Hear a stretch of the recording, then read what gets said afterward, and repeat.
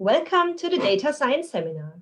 It's my great pleasure to welcome our speaker today, Stefanie Speidel, Head of Translational Surgical Oncology at the NCT Dresden.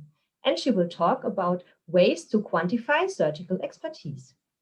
As always, you will have the opportunity to ask plenty of questions by using the chat function after the talk. But before we start, I hand over to Lena Meyer-Hein for some introducing words. Yeah, it's my great pleasure also to have Steffi here today. Steffi is a professor for Translational Surgical Oncology at the National Center for Tumor Diseases NCT Dresden, our partner institute, since 2017 actually. She first received her PhD from KIT, Karlsruhe Institute of Technology, in 2009.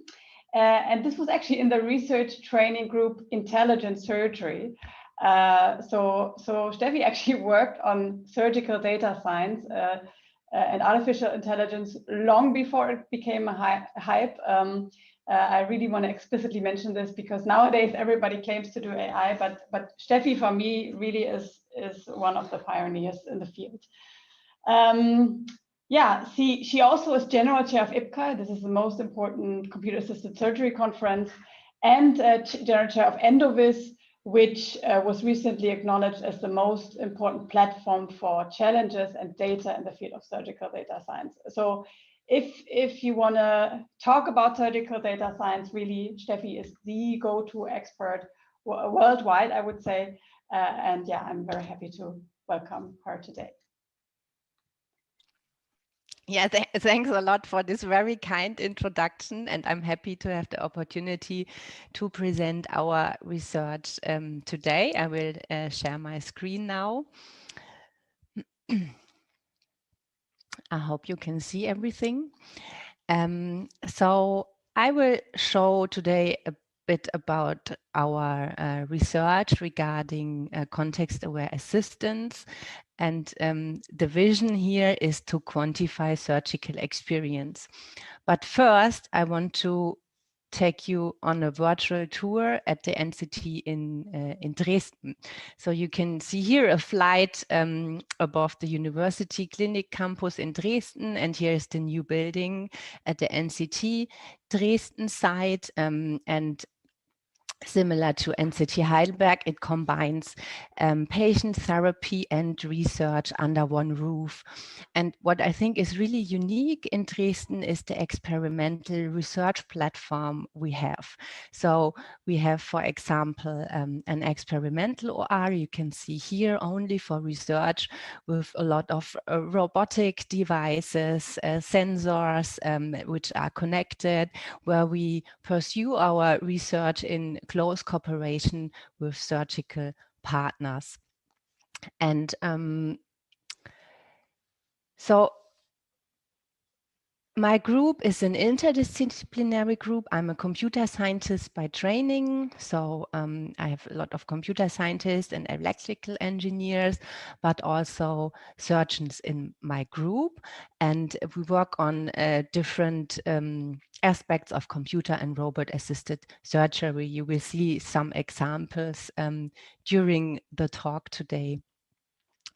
But first, I will start with some numbers that you might not be aware of. So according to a recent Lancet comment, postoperative complications are amongst the leading causes of death worldwide. And I believe that cognitive assistance function can bridge the gap between data science, robotics, and sensors, and to pave the way for next generation robotic surgery. So our goal is based on this to improve patient care and outcome.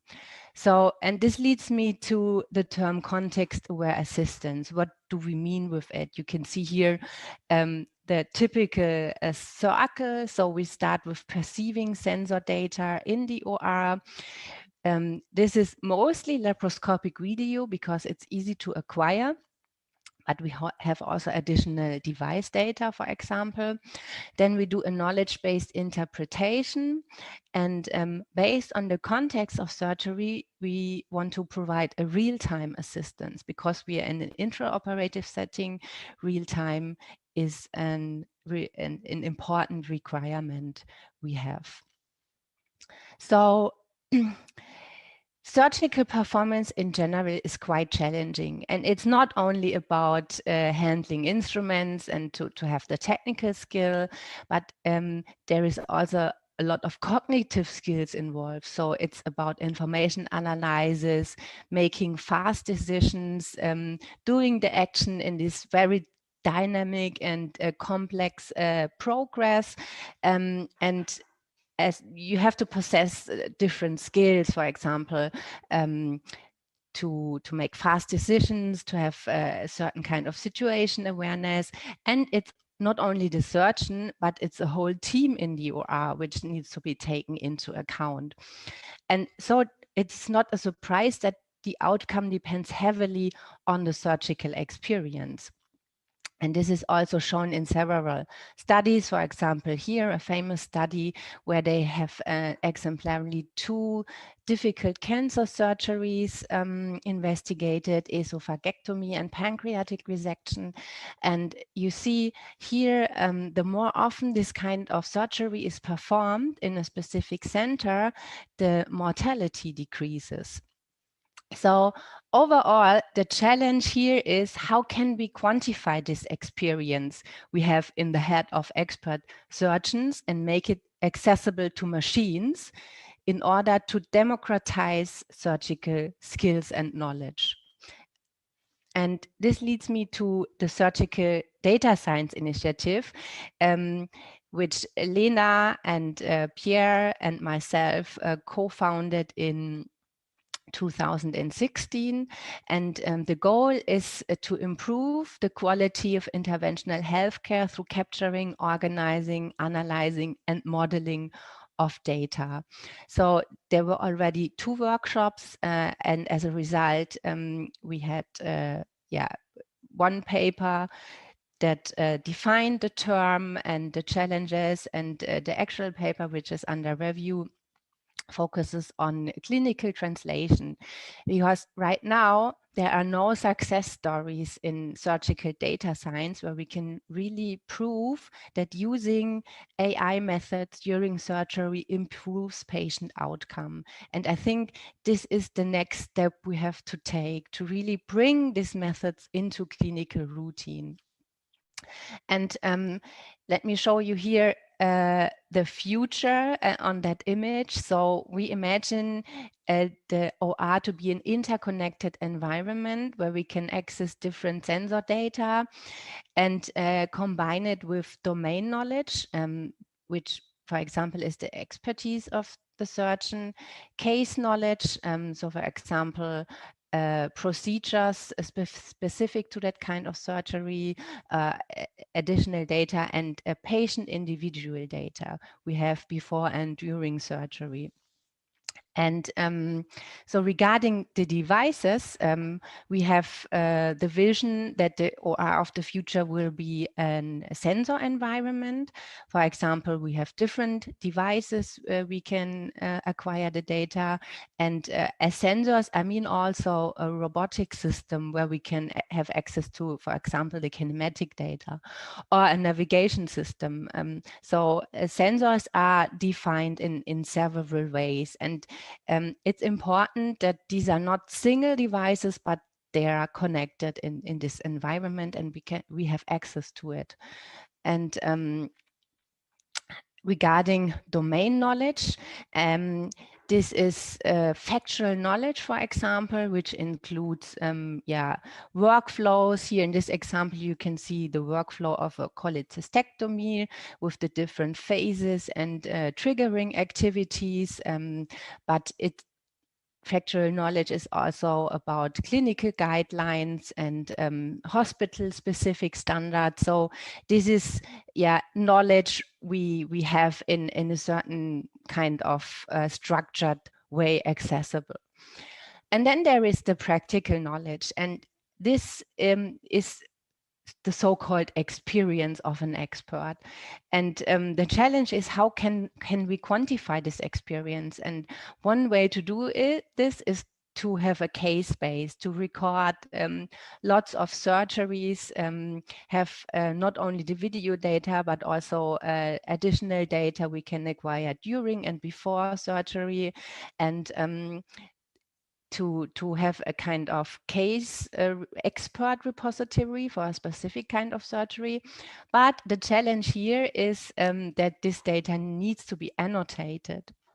And this is right now one of the major bottlenecks in surgical data science. I will show you a bit more about it later. So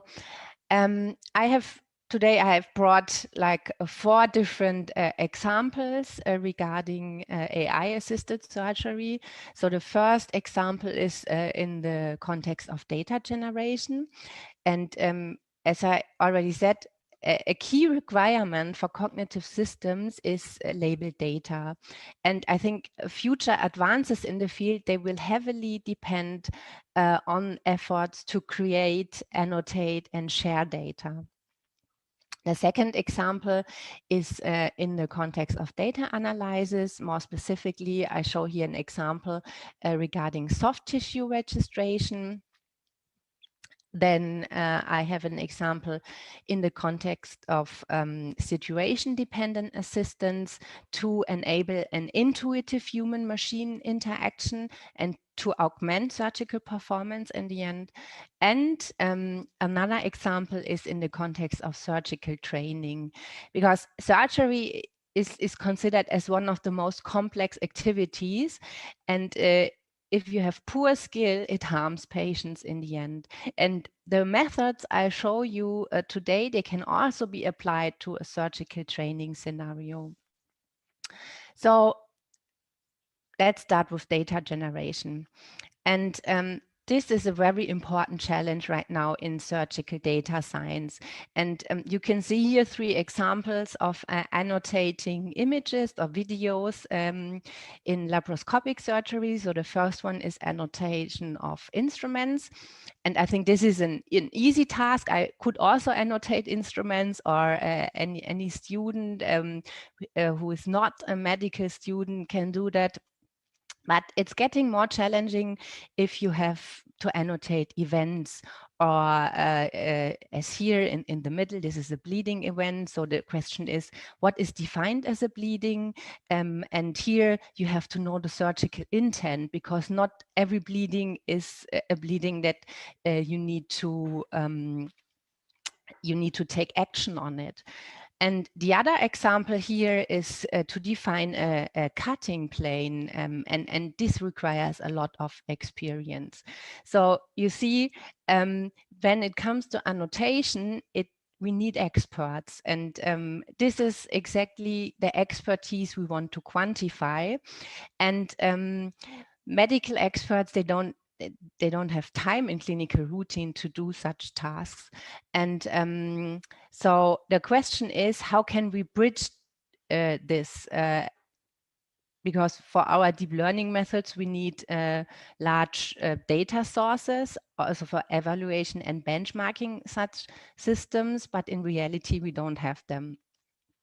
So one way to overcome this is to use simulated data.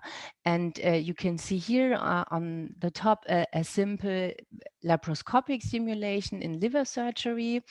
But if you render an image based on that, you see it's not looking realistic. I mean, the advantage is that because it's based on a simulation, we exactly know the labels. So where are the instruments, where are different tissue types, what action is being performed, and so on.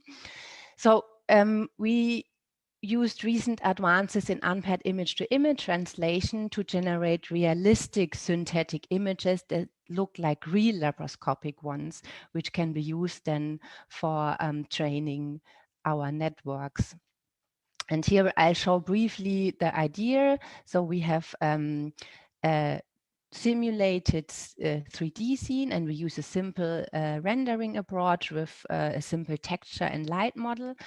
And this leads to this image, which does not look realistic, but then we use an unpaired cycle consistent image translation, for example, MUNIT, which enhances the realism.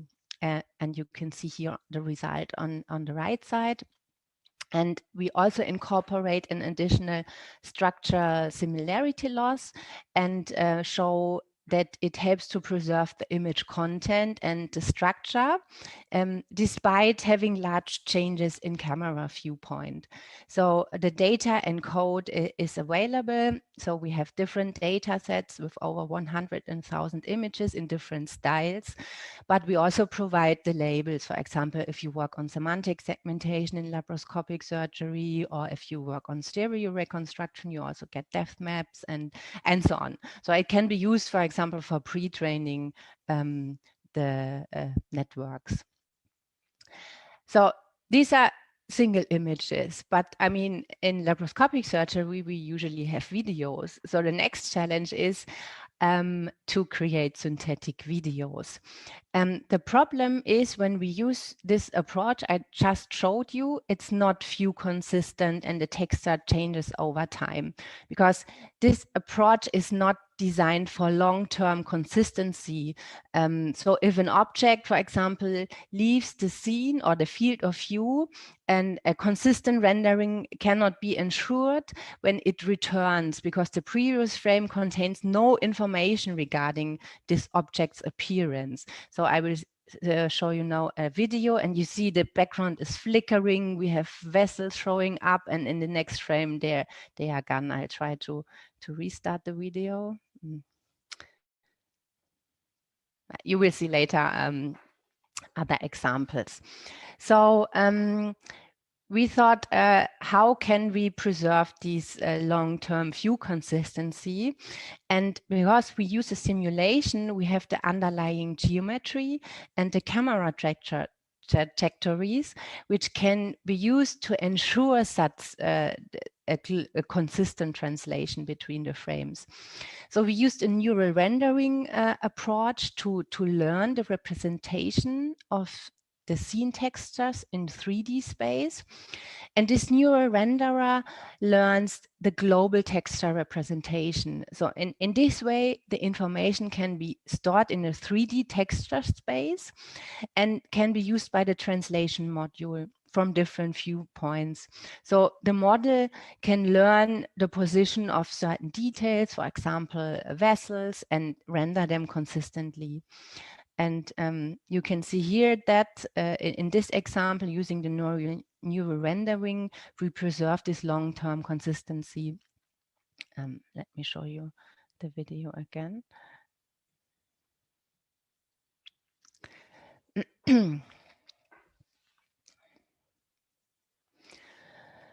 Okay, let's take a more detailed look. So the core of the method is still unpaired. It's a cycle consistent image translation, but the new model is this global learnable texture of the entire scenes. And to render the current view, we use a simple rendering and project the texture features into the image plane. And this serves as input to our translation model. And since the projection is differentiable, this can be learned end to end, and the model can store the information on texture in 3D space. So for example, the location of vessels or the color of the liver. And to enforce view consistency, we render a second view. And then we warp the first view into the second and enforce thereby a pixel-wise consistency. An important thing to note is that the light source in a laparoscopic surgery constantly moves. So we also provide a lightning invariant loss. And this enforces a consistent hue, but also allows for varying brightnesses. And here, no paired data is required. We only need simulated scenes and an unconstrained collection of real images. And here you can see some examples. So on the right, our approach on different scenes. So this is the approach I showed you we used for the single images, and you see that by using a neural rendering approach, the view consistency is preserved in these examples. And fine details, for example, like vessels are rendered consistently across different viewpoints. And they were not manually modeled in the simulated domain. Okay, then let's go to the second example. And here I'll show you a recent approach we implemented for soft tissue registration. So the idea in soft tissue registration is that we have pre-operative patient data, for example, CT data. We can generate a 3D model out of it. Here in this example, it's a 3D model of the liver. And you see, for example, in yellow, the tumor inside the liver.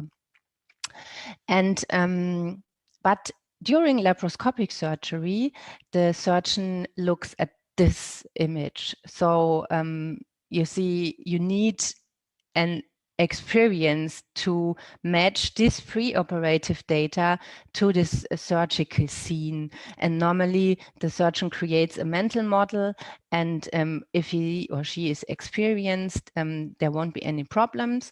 But if not, it's difficult to do this match. So we thought, how can we provide an augmented reality visualization by using these different data sources? And if you look now at the intraoperative scene, it's, from a computer vision perspective, quite challenging because it's extremely noisy. You have sparse correspondences because, I mean, you have the intraoperative scene, and this needs to be matched to the preoperative model. And what is invisible are the boundaries. So the boundary conditions, the forces that are applied on the tissue and so on. Because in the end, we need to predict the deformation to adapt our augmented reality visualization to the soft tissue deformation. And a classical way to do this is to use a finite element method to model the mechanical behavior of the tissue. But this is really difficult to parameterize and to parallelize. And also there is very sparse literature regarding the boundary conditions. So we thought about coming up with a data-driven biomechanical model. So is it possible to learn this tissue deformation and also to learn to match the surfaces? And in the end, also to learn with to deal with different input modalities. And the principle, the general idea is to use a CNN for the registration. So we have our intraoperative data. We reconstruct a surface based on the stereo images we have. I will show how it is done later. And then we have our preoperative model here in gray based on the CT images. And here we have the geometry of both data sources, and we feed this into our volume to surface registration network. And what we get in the end is the displacement field we can use to register the pre and intraoperative data. So important to note is that it works directly on the geometry. So we don't need to solve the correspondence problem between intra and preoperative images. And this is also a nice feature. It trains on synthetic data. So we used for training data organ-like meshes, not exactly a liver, but a lot of simulations with organ-like meshes. And the nice thing about it, it adapts directly to any new patient geometry, including the liver. So we don't have to retrain the network before surgery for a new patient. And So let's take a look at the synthetic training data. So we generate random meshes and simulated random deformations with random boundary conditions using a standard FEM simulation. And we also extracted the partial surface. This is our intraoperative surface we reconstruct. This simulates this. And to pass this data to our network, we encode the geometry assigned distance fields, and the displacement field is also extracted. And the distance fields are the input to our network, and the displacement field is the output, which the network should predict. And this is repeated for 80,000 meshes, and this is makes up our data set. So we did a lot of experiments, starting with simulation data and in silico. So where we showed that the prediction is usually plausible if you see enough surface. So at least we need 20% of the surface so that the registration is robust. But there are also exceptions when it does not work. For example, if the rotation is too large or if the surface is too small. Then we also did in human CT breathing motion experiment. And here we have CT data as input, and we could reduce the displacement error to 5.7 millimeters. And we also did a qualitative evaluation, so to show that the method works in general in laparoscopic surgery. Here we don't have the ground truth to compare with, and it works, but one open issue right now is still the large amount of noise and the changes in topology. For example, in liver surgery, we have a gap between the left and the right lobe. And this is not visible in the preoperative model. It's only visible in the intraoperative scene. And not to, yeah, and if the surgeon is cutting the tissue, this is also a change in topology we take not into account right now. So let's go to the intraoperative model. And here, as I already said, we use the stereoscopic video, and this is a straightforward approach where we solve the correspondence problem and then use a triangulation to reconstruct the surface in real time. I won't go into the details about that. I show you some examples, and we do not only reconstruct the surface of the scene, but also localize the camera within our scene. So this is a SLAM approach, simultaneous localization and mapping, which you can see here in with intraoperative data. So we are right now close to the first in human trials. Hopefully they will take place next month, and we build up an intraoperative pipeline. You can see here, this is still on a phantom, but it shows you the general steps of the pipeline. So first of all, we acquire the surface of the organ and localize the camera within the surface, because we need the position of the camera in order to visualize in the end with augmented reality the risk and target structure. Then we perform a rigid alignment. This is the first step, and this is done with in an interactive manner. So we use here the knowledge of the surgeon, but it's a really easy to use tool, only 3 clicks, and it doesn't need to be an accurate clicks, and we are able to have then a rigid alignment. And as you can see now, there is still a deformation. So the rigid alignment cannot compensate for this deformation. So we use our volume to surface network continuously now to perform a non-rigid alignment. And in the end, you can see here now what should be our end result is the visualization of risk and target structure on the right side at the phantom, but on the left side also on intraoperative data to show that it in general works also on real patient data. Okay, so the next topic I want to talk about is context awareness. And I said at the beginning, we want to show the right information at the right time. So we need to know in what phase is the surgery and what is the assistance need regarding that phase. And here you can see an example where we use the video data and additional device data we gathered in the sensor OR to predict or to recognize the actual phase we are in. You see here this video on the bottom, on the top. In blue, you see the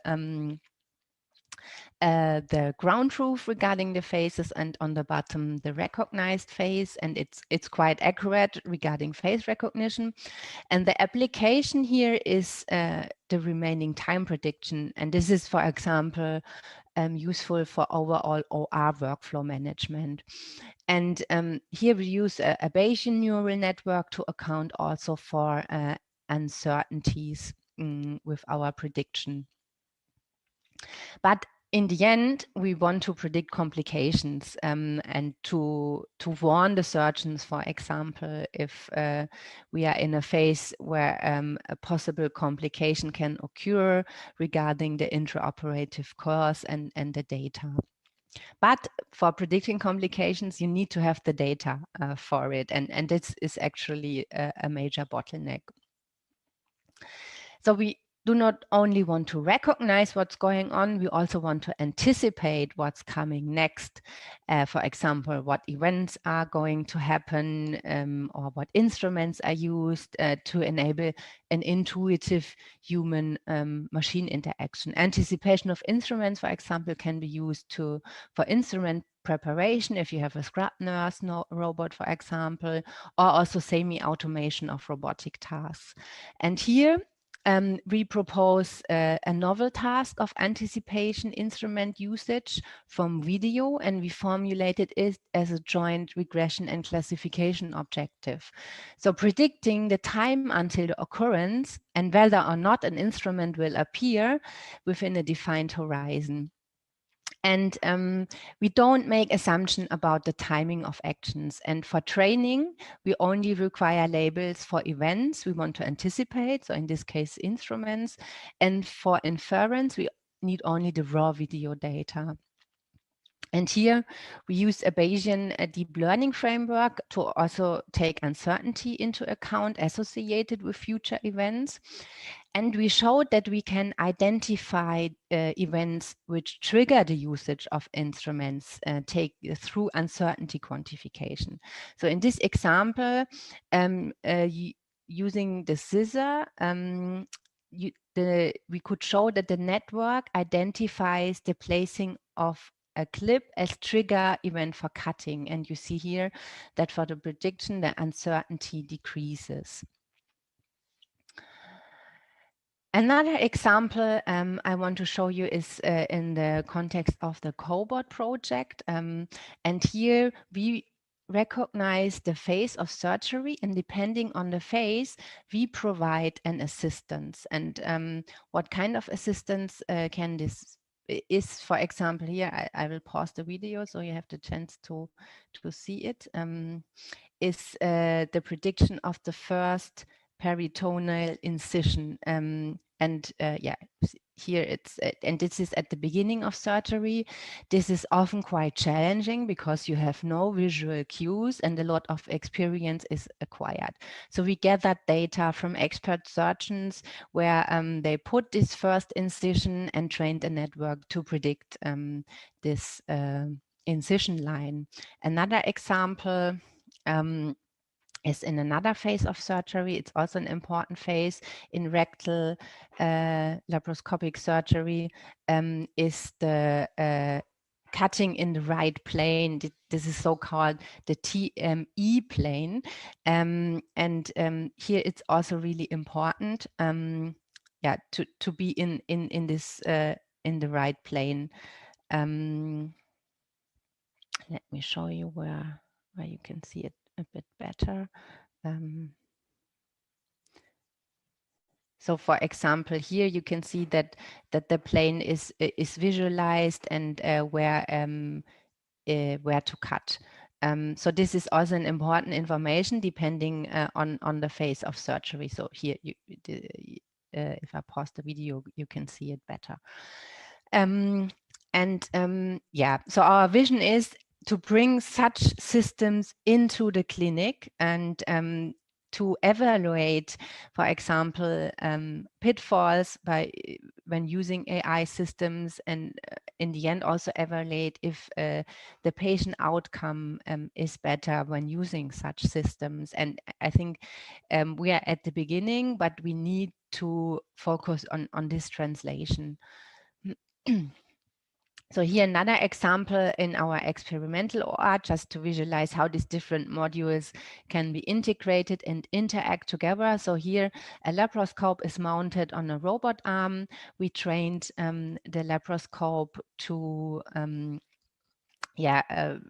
have the right view depending on the phase of surgery, and to enable a human-machine interaction. So this the laparoscope guidance is automated, and depending on the phase, for example, certain assistance is giving, in this case, the visualization of risk and target structures. So this is just an example how these different models can work together. So in the end, I want to talk a bit about sensor-based surgical training. And here the aim is to improve surgical skill by using data-driven methods. So normally for training laparoscopic skills, you would use such a box trainer, as can be seen here in that example, and an expert surgeon gives you feedback.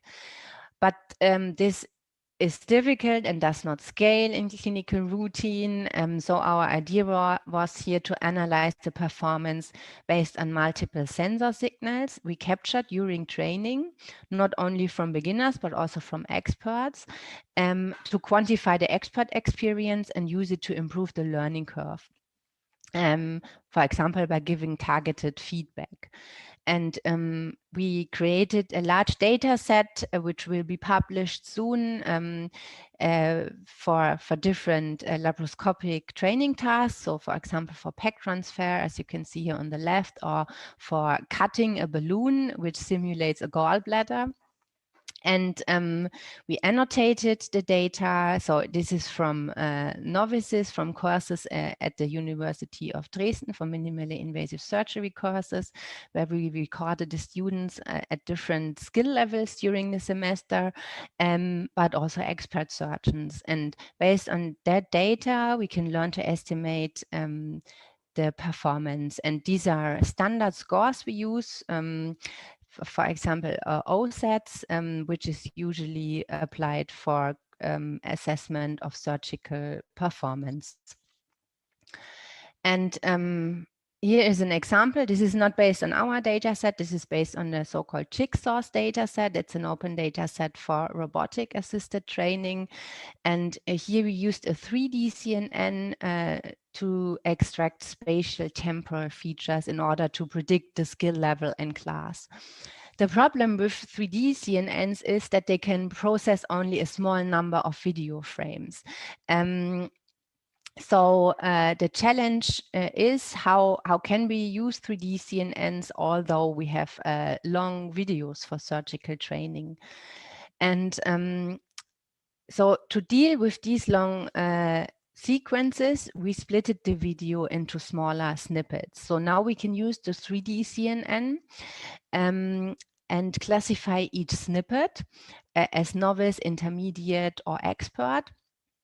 And then in the end, we can average the results and obtain an overall classification score for the complete video, which we use then to estimate the skill class for for the participant.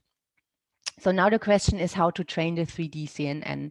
So basically you would put the video snippet through the 3D CNN and compare the obtained class score with your ground truth and then backpropagate the error. However, we have only one label for the whole video and we don't have a label for every single snippet. And we also saw that this does not mean that every snippet is performed in a bad way, because a beginner can also have in some snippet an expert performance. So there might be a certain overlap. And to get around this, we extended the 3D CNN into a temporal segment network. And now we look at several snippets sampled throughout the video. And we use a Siamese architecture to classify all of the video snippet at once.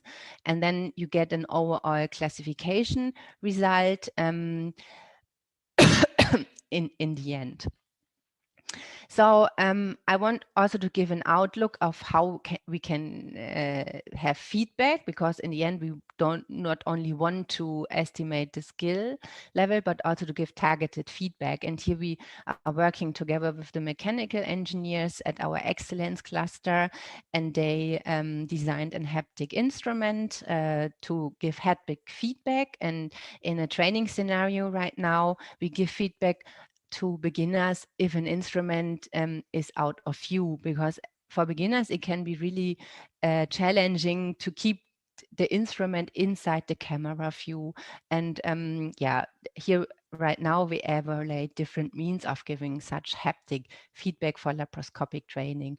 Another way could be to visualize the expert demonstration, for example, the trajectory an expert would use. So there are certain ways and how to give targeted feedback in the end. So in the end, I want to highlight some remaining challenges. I mean, there are still a lot of challenges regarding translation of AI methods into the clinic. And one challenge is data. So it's not only the access to data, but also annotated data. So where do we get enough labeled data that can be used for the method? Is the data representative for the tasks? And what about data security, patient protection, and so on? So yeah, this should be tackled by several complementary approaches. For example, the reduction of annotation effort via active learning or crowdsourcing, the generation of synthetic data sets, or methods such as self-supervised learning, just to give you an example. So on the method side, we have weakly labeled data or unlabeled data. We need methods that can deal with that. We need methods that can ensure generalization. So models trained on data from Dresden, for example, they may not generalize to surgeries in Heidelberg. So there is variability. So we need data from different centers. And then we have heterogeneous data sources we need to deal with.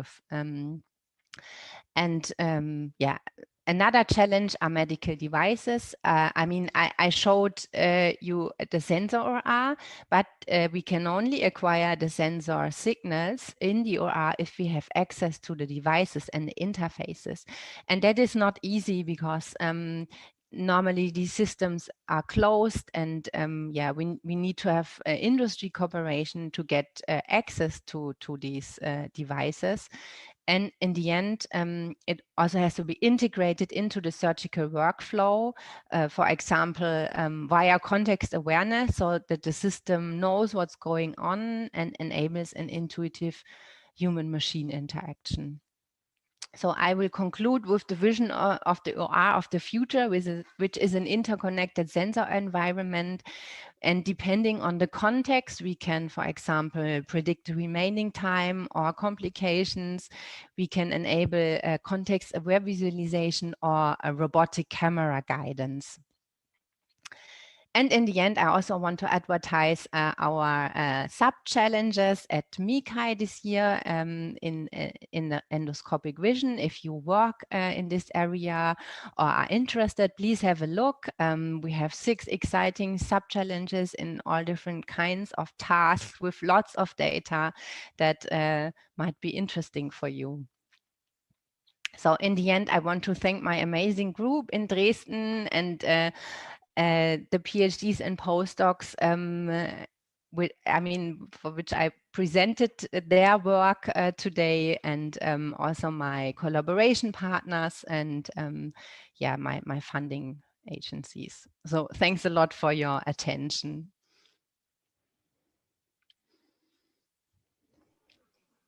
Yeah, thank you very much for coming into our data science seminar today. It was a great pleasure for us for having you here. So before we start with the question and answer session, so all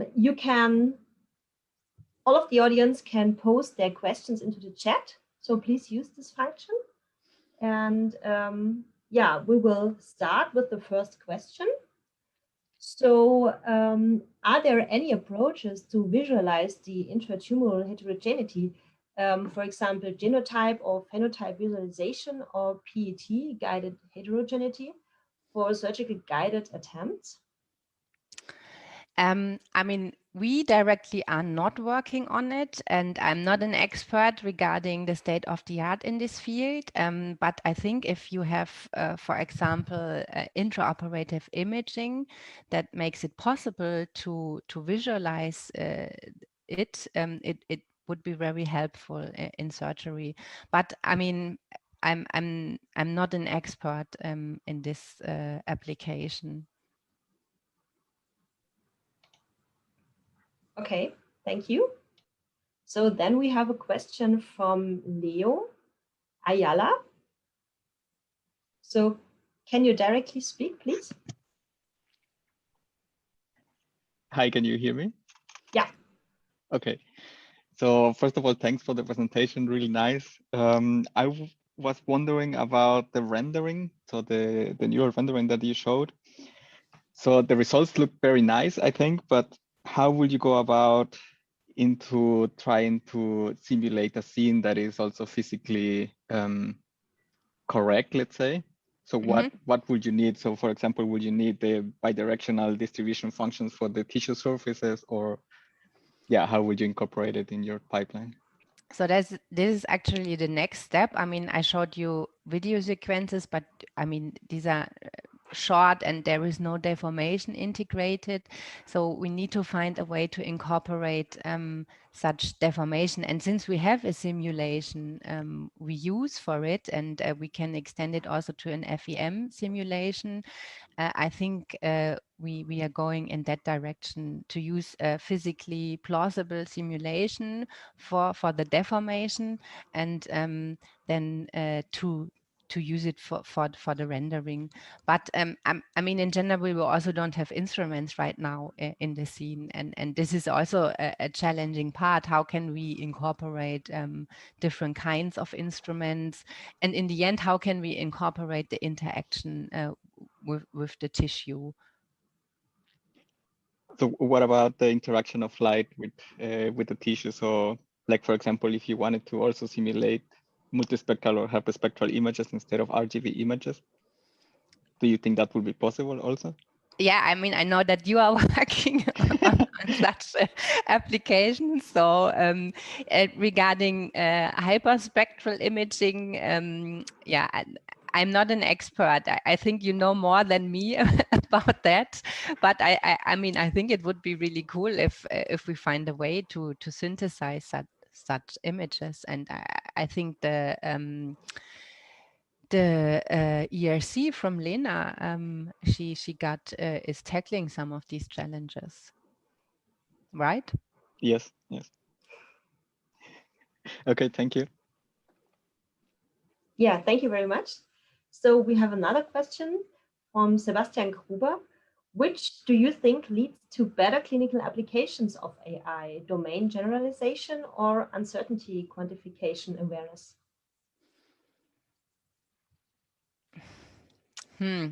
That's a tricky question.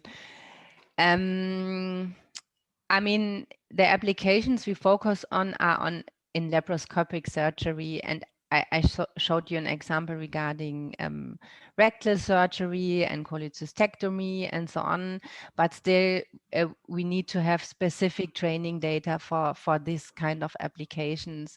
So I think it would be really cool if we could solve if we have methods that generalize and not only regarding the type of surgery but also the different sites. I mean, we right now we have a project between Dresden and Heidelberg where we acquire surgical data, and still there is some variability involved, even if they do the procedures quite similar. So let's imagine there are other centers where we could have access to it.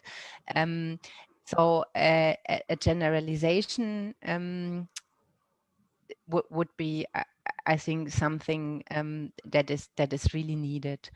But I mean, I also think uncertainty quantification is needed if we want to bring, if we want to make the methods explainable and to bring AI methods into the clinic, because right now this is a black box, and there is a lot of going on in the explainable AI research area, and if it's not explainable, I think it also will not be used in surgery or in medicine in general.